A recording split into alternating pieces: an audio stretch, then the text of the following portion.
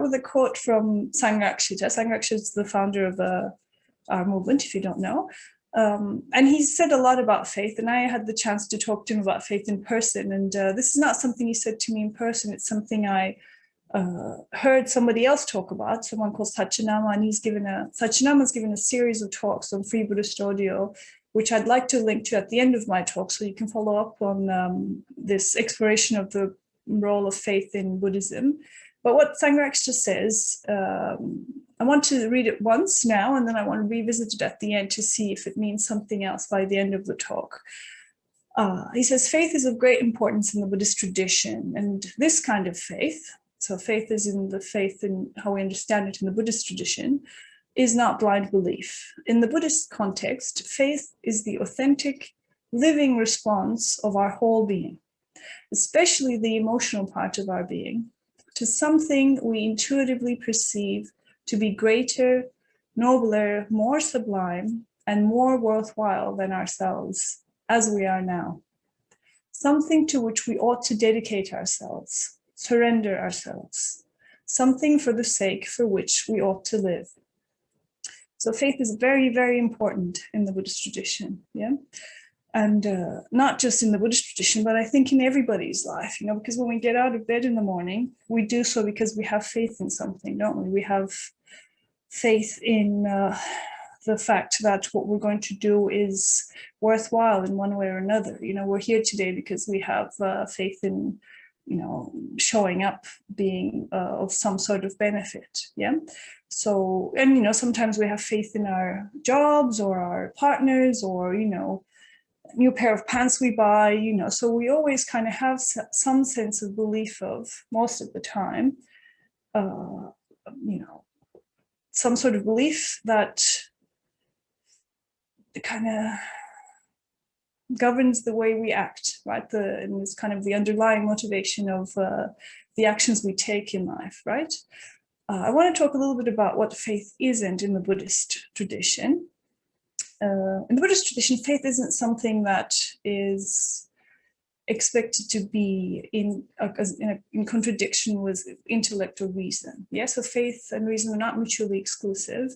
In fact, faith is something that kind of is the bigger context in which intellect and reason can happen. Yeah, so we're not expected to have faith in something if it doesn't sit right with us. Yeah.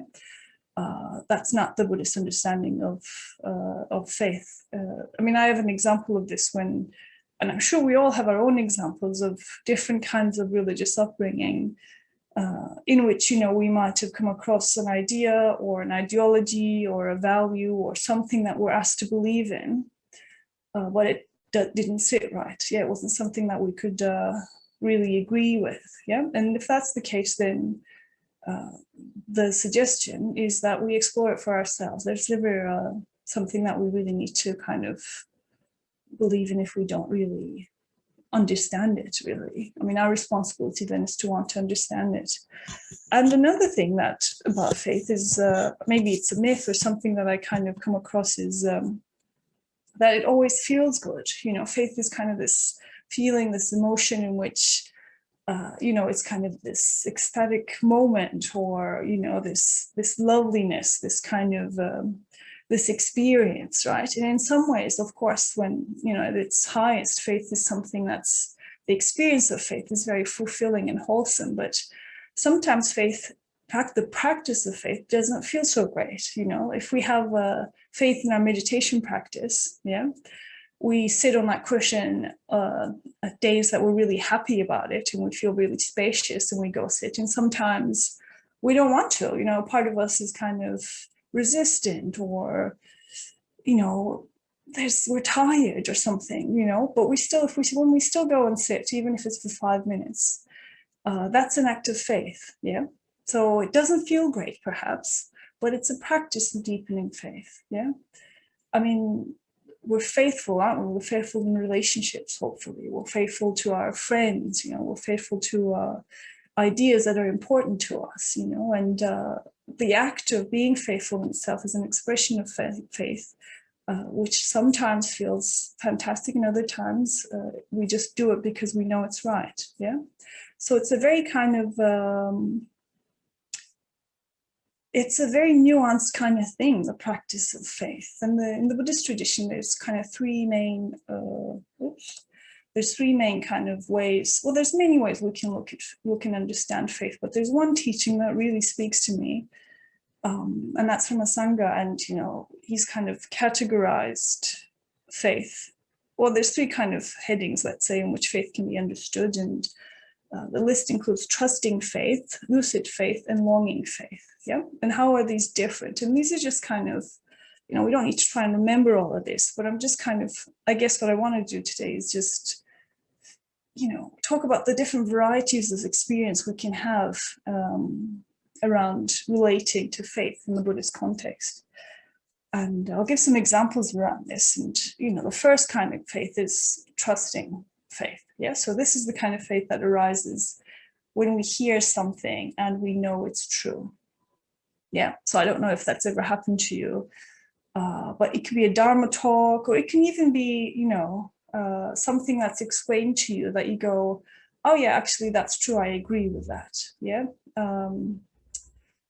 It can happen through intuition, we can just have a sense of it. It can happen through reason, or it can happen through experience, that we get to this point in which faith arises, and when this is shared, it's lovely. And I was just thinking about this in the day, I think yesterday, I went for a walk with my friend Volkan, who is here. I can't see you, but you're somewhere in there.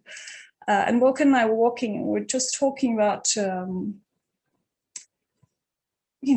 about how do you be with other people? How do you be of benefit? We were kind of discussing that on our walk. And one thing I said was, we just made the point to say, we create this life, we create our experience. Everything is mind created. I just kind of said that as just a sentence to kind of mid-conversation. And then we were walking, and we just kind of stopped, and Volkan said, yeah, that's true. He said, yeah, it's true. Isn't that so true, that everything is mind created? And we just had that moment where it's like, yeah, I know, it's so true, and it was just such kind of like a very fleeting, brief moment. But that's what I mean, when you just know that, yeah, that's true, and you share that with somebody, that moment of, it through intuition or reason or experience, and that's a moment of faith arising, as a consequence of that, because of course you want to practice that and you want to live your life in that way, and that's trusting faith, where you just trust something because it's to be true.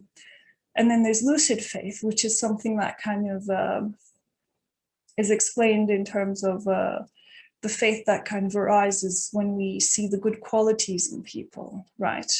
Because faith is, of course, not just a Buddhist term. It's a human thing to have faith, for faith to arise when we see somebody doing something really kind, right? Something really beautiful, or we see someone kind of going out of their way to, just helping someone. The sense of compassion and care. Faith arises, my good friend Dante Chitta, she does so much. She does so much around the center. And I know that, she would never ask someone to do something if she wasn't willing to do it herself. She has that kind of capacity. That's why she's such a good chair, as well as, and a very impressive practitioner. It's because, there's this sense of, seeing things through, like this kindness, this willingness to be able to be there for other people, And when I witness that, week after week, that's something in me which, there's something in me that I know is faith arising, because I know it can be like this, people can be like this, the Buddhist center can be like this, we can be like this as human beings, there's something in that really is contagious, actually. So faith is quite contagious. It's these qualities that we can catch from people. And, another example I have is in the Parinirvana Sutta, before the Buddha dies, Ananda is kind of, Ananda realizes that the Buddha is about to die, and he kind of, in my mind, he kind of runs away and kind of wants to just see me some alone time. To process that fact. And he's kind of standing near this door, and he says something like, our teacher is dying, or he's leaving, the one that is so kind, And whenever I read that, even thinking about it, I get goosebumps, because imagine being remembered as such, like that is your strongest quality, you're remembered as someone who was so kind, and to me that says something, that when I read that, that's a tradition I want to follow, that's something that, faith arises in me. I'm like, yeah, that's what I want to be like, like, I want to be remembered. I have a bit of a long way to go, but I want to be remembered as, as kind, as my most important quality. That's just something that, to me, is something to live for, as in Sangharakshita's quote.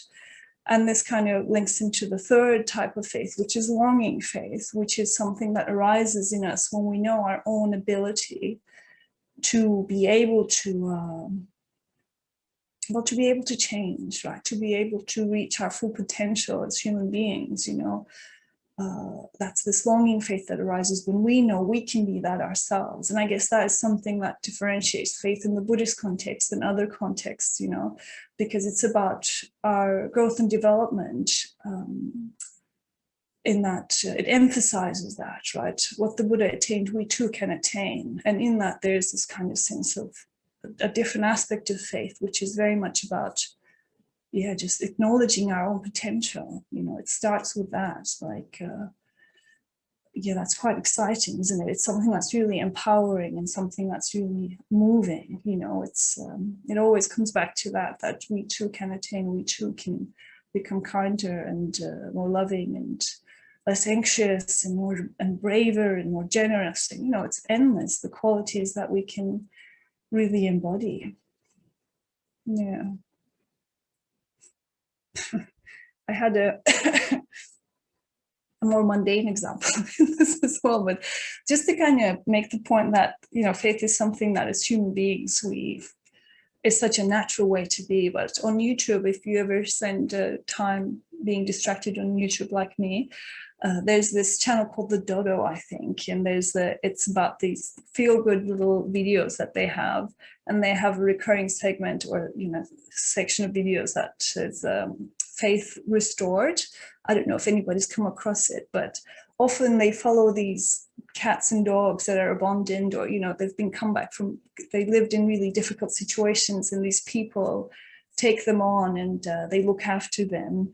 And, in the span of a 3-minute video, you see this massive transformation of this animal that's kind of cut off and staring at the walls, becoming this really loving kind of beautiful creature, that's through the care and love that they've received from this person, you just see that transformation. And it's just something that, for me, that's also a point where faith arises, like there are so many opportunities in everyday life in which we just need to remember, look out for these qualities and people and opportunities, even if it's just a little hopeful YouTube video.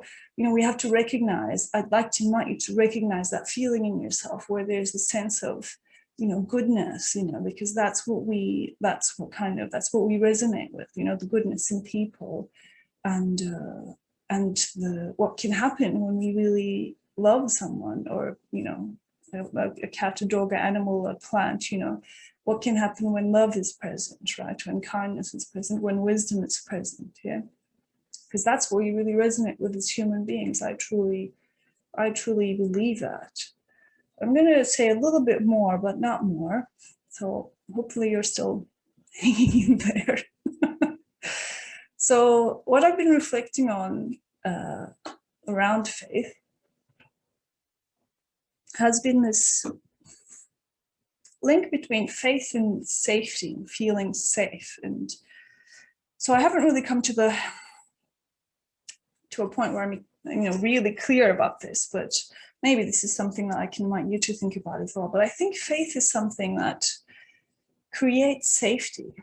Yeah, so faith is something that kind of work against anxiety and worry. And what I mean by safety is, I don't mean safety in the way that we might understand it in our everyday life, where, to be safe, we have to lock our doors and, install cameras and, never go out. And, we can create safety that way, can't we? We can create it by making sure that nothing bad happens to us and the people we love and all of that, But of course, the downside of that is the safety that we create can then be a prison that we live in, right? It can be a place where, we're not free anymore. We're safe, but we're not free. Yeah. So the Buddhists kind of, or my understanding of safety that I aspire to, is not this kind of safety. When I mean safety, I mean cultivating the sense through faith that we're safe because we have nothing to lose, right? Or our life is,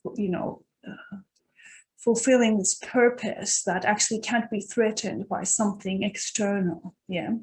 So ultimately, that's the kind of safety that I'd like to create. And I think faith is such an important part of this. There's this lovely kind of section from the Bodhicharyavatara, with the writings of Shantideva, and he makes the point to say, what is it? Where would I possibly find enough leather with which to cover the surface of the earth? But wearing leather just on the soles of my shoes is equivalent to covering the earth with it. Yeah.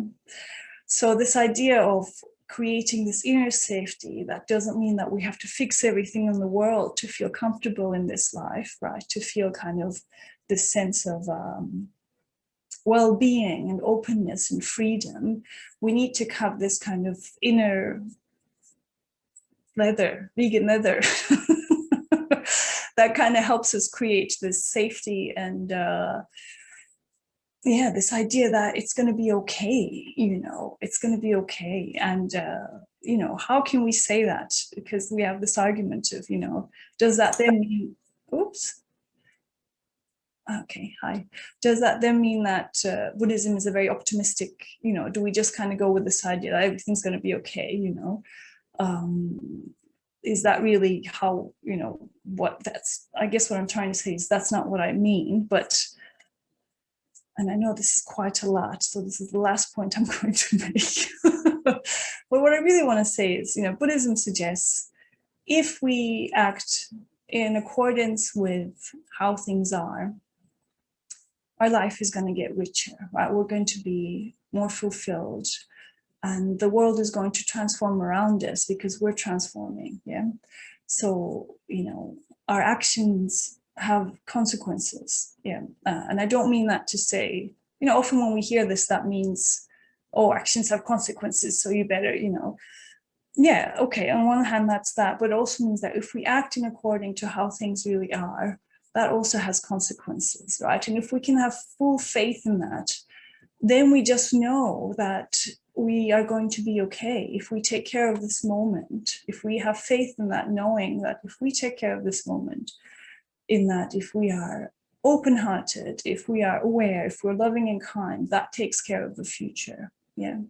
So living with faith, living from this place, for me, it creates safety. Yeah. Hopefully that makes sense. And if not, we can talk about it afterwards. Yeah. Faith also leads to action. Yeah. So it's not just a feeling that we have where, we have faith and we feel good, or, it's something that kind of has this momentary motivation, but faith leads to action. So following on from that point, that if we have faith that we take care of this moment, takes care of the rest of everything, then the precepts come into play, don't they? Because the precepts are an expression of faith. Yeah. And I love thinking about the precepts in this way, because then they don't become this set of rules that we have to follow as Buddhists, because, they're just an expression of faith. Because what are they? Precepts are ways in which, are kind of little guidelines that suggest this is how things really are, things that, kindness is the only way forward that's going to lead to lasting happiness, like truthfulness, generosity, not blurring our mind too much with things that distract us, right? So when we have faith in this, we act in accordance to the precepts, right? So I think that's a really beautiful and motivating way to really take this on, on an emotional level as well as a rational level, right? So I'd like to kind of invite you to think of it in this way: the precepts as an act of devotion or as an act of faith, if that is something that speaks to you, because then it comes from a place that's a bit deeper than just following rules that we need to, right? It's actually an expression. The precepts are an expression of faith. I don't know, I find that quite an exciting way of practicing ethics. Yeah. And I guess following up on that, what's been alive for me in that, on this kind of intersection between faith and ethics is, I was on a retreat recently and we were looking at, it was a silent retreat, but I was listening to some recordings of a retreat on mind training principles, and there's slogans in there. And one thing that I've been really inspired by, kind of around that whole area of ethics and action, is something around kindness being the only thing that makes sense, kindness being the only response that makes sense, and that's a really kind of strong and broad kind of sentence, let's say, or slogan or thing to kind of reflect on. And sometimes it's very difficult because, it's for a part of me that doesn't always seem like that's the only response. Sometimes righteousness seems like a better response, or, arguing with someone seems like a better response, or impatience seems like a better response, right? But what I'm actively trying to do is just really deepen my faith in this, that hatred does not cease by hatred, hatred ceases by love, and for my actions to be an expression of my faith of this fact that I know deep down is true. Yet still parts of me need a bit more time and practice and convincing to get on board with, But that's what faith does. Faith helps make that happen, and day by day we see that hopefully in our own practice too. Okay, so I'm going to, there's so much more I want to say, but the last thing I'm going to say is,